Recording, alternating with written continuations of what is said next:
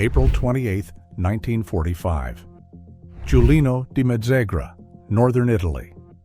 The man who once commanded millions now trembled like a cornered animal. His mistress clung to him, sobbing. A gun was raised. In seconds, Benito Mussolini, the dictator who dragged a nation into war and death, would meet a violent, humiliating end. Blood would stain the stones, and history would watch. No mercy, no trial, only revenge. But what followed after his death would shock the world even more.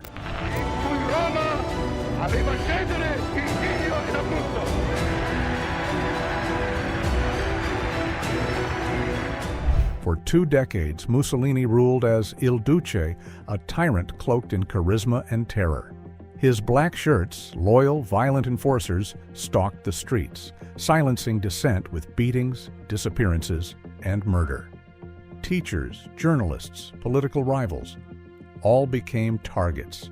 Fear was his weapon, and obedience was demanded. Mussolini's ambition stretched far beyond Italy. In 1935, he invaded Ethiopia, using poison gas, machine guns, and mass executions to crush resistance. Entire villages were obliterated. The League of Nations condemned him, but Mussolini felt untouchable.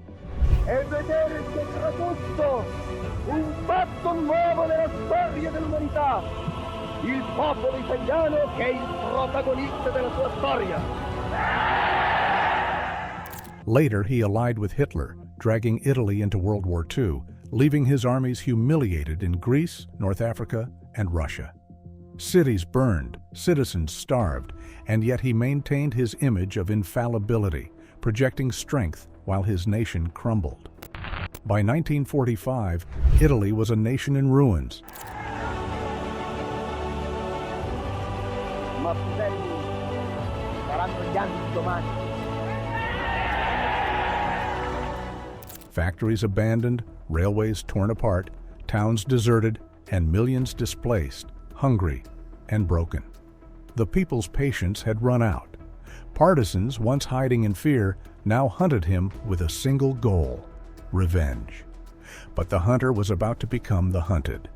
Mussolini, once untouchable, now faced a fate even he could not command. April 27th. Mussolini fled Milan, disguised in a German officer's coat, helmet pulled low. His mistress, Claretta Petacci, refused to leave. They slipped through northern Italy with a handful of fascist officials, hoping to reach neutral Switzerland. Every turn of the road felt like a trap, every shadow a potential executioner. Mussolini, once so commanding, was now a hunted man, glancing nervously at every checkpoint, every farmhouse, and every forested corner. But the partisans were ready. At Dongo, roadblocks were set, eyes sharp, weapons ready, hearts hardened by years of oppression. The Germans surrendered without a fight, leaving Mussolini exposed. Urbano Lazzaro, a partisan, noticed the hunched, pale figure in the gray coat.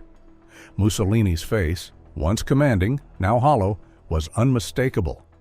Dragged from the truck and stripped of his insignia, he was reduced to a frail, terrified man, a shadow of the dictator who had once ruled with impunity. But the events that followed next would erase every trace of Mussolini's power, leaving only fear, blood, and shock in its wake. Inside the farmhouse, the partisans debated only briefly. The verdict was inevitable. Mussolini would die. The room was tense and silent, but for the occasional shuffle of boots and the creak of wooden chairs. Mussolini's mind raced, escape plans, pleas for mercy, but none of them would matter.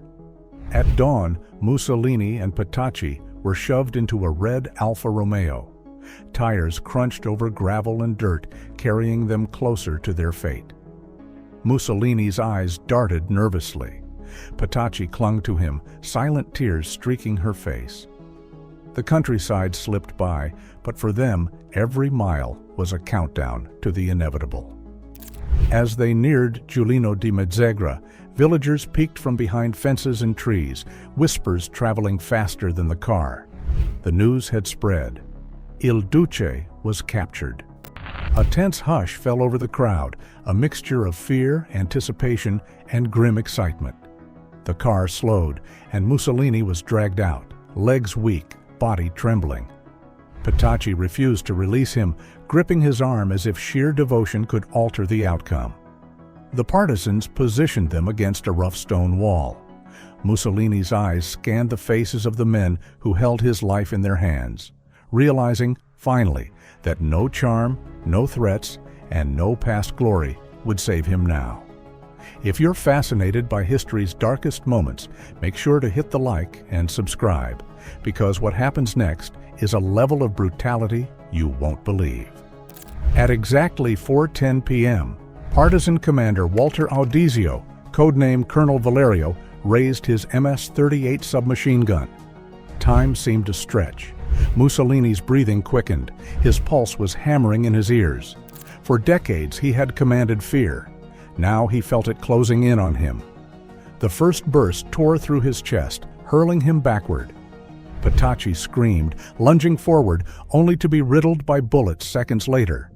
But the partisans did not stop. Dozens of rounds tore into Mussolini's body, each one echoing like a drumbeat, marking the tyrant's final chapter. Blood sprayed, soaking the stones beneath him. His face, once the image of authority and confidence, was now unrecognizable, a contorted mask of terror and pain.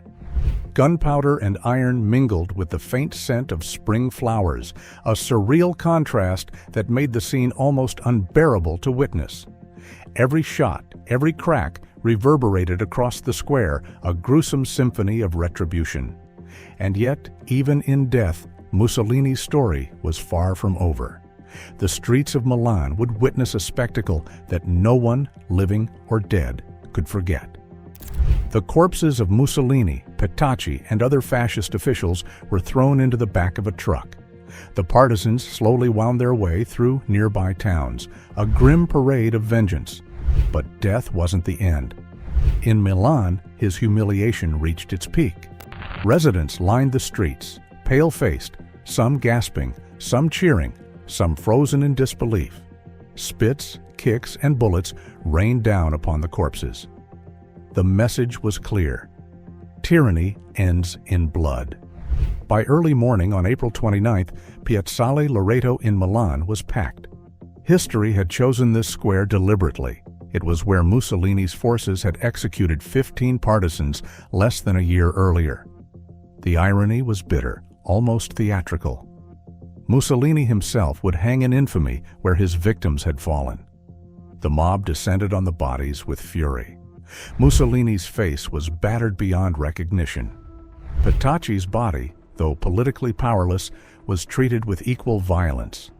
The crowd's mix of jubilation, awe, and horror made the scene surreal, as though the city itself were punishing the dictator one final time. Finally, Mussolini's corpse was hoisted upside down from a steel beam at a nearby gas station, swinging above the square. Blood dripped onto cobblestones below, a grisly rainfall marking the end of the dictator.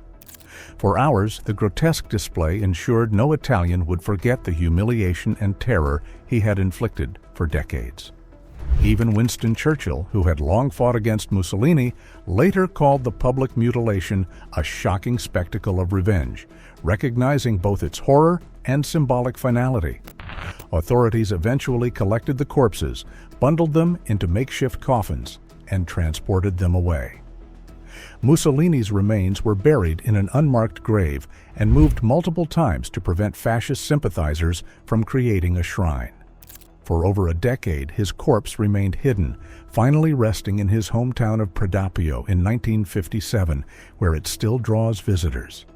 Some out of historical curiosity, others in devotion. Mussolini's reign ended in blood and humiliation. His fall was brutal, public, and unforgettable. But did his end bring closure to a nation, or just more horror? Let us know your thoughts in the comments down below, and as always, we'll see you in the next one.